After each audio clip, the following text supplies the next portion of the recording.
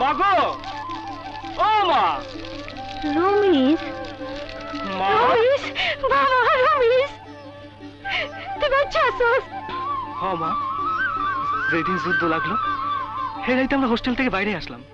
কে কোন দিকে গেছে জানি না। হাঁটতে হাঁটতে বুঝলাম সীমান্ত পার হয়ে গেছি। হঠাৎ হঠাৎ তোমার মুখটা আমার চোখের সামনে ভাইসা উঠলো। তাই তো তোমার দেখতে চলে আসলাম। বাবা, তোর কান্দিটা কি?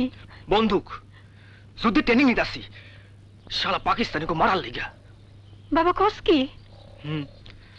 কতদিন তোমার হাতের রান্না খাই না মা। বাদ দাও মা, খিদা লাগছে। চল চল বাবা চল।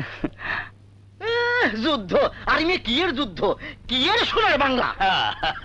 আরে সাবের আলী, কাফের গুলোকে কি এর বন্ধুত্ব? বহুত রক্ত দিয়া পাকিস্তান বানাইছি। কি মধুর। আমাকে নেতা ইয়া খানার ভুট্টুরে তো চিনে না, শেখ মুজিবের নিয়ে হান্দাইছে না, বুঝবো মজা। নামাজ নাই, রোজা নাই, বেদাতি কাম কারবার। হ্যাঁ ঠিকই কইছো। হ্যাঁ গো, মুখে খালি শুনবা ইন্ডিয়া ইন্ডিয়া আর ইন্ডিয়া। হ্যাঁ ভাই, এই পাকিস্তান ভাঙতে চায়। যাবেন নাকি হাটের দিকে? হ্যাঁ চল, এই কিসের আলামত?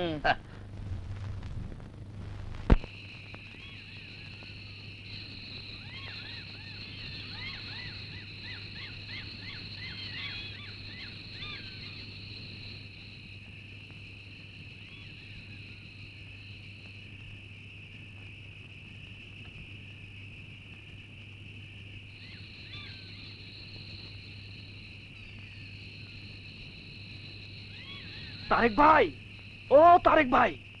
কেডা? তারেক ভাই ভয় নাই, আমরা ফাহিন আর কোহিনুর। দাঁড়াও।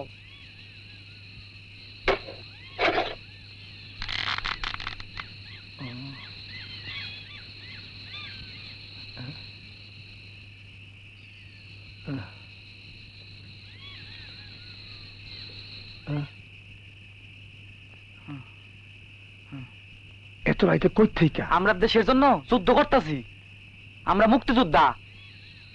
যুদ্ধ? তাই তো তোমাকে গ্রামে দেখি না। এত বড় পাকিস্তানের আর্মি লোকে যুদ্ধ করবা কেমনে? কেন?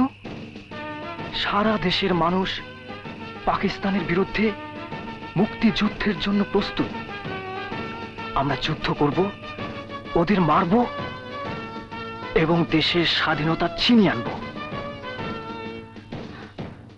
আমিও যুদ্ধ করুম, আমার নিবা? নিশ্চয়ই যাবেন।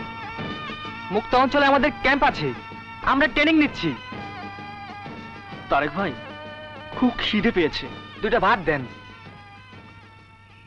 ঘরে খাওয়ানোর কিছু নাই, চিরা মুড়ি আছে, তাতে তো তোমাকে পেট ভরবো না। দেখি ভাতের ব্যবস্থা কি করা যায়। তোমরা ভিতরে যাও, ভাতের ব্যবস্থা করতেছি। যাও যাও।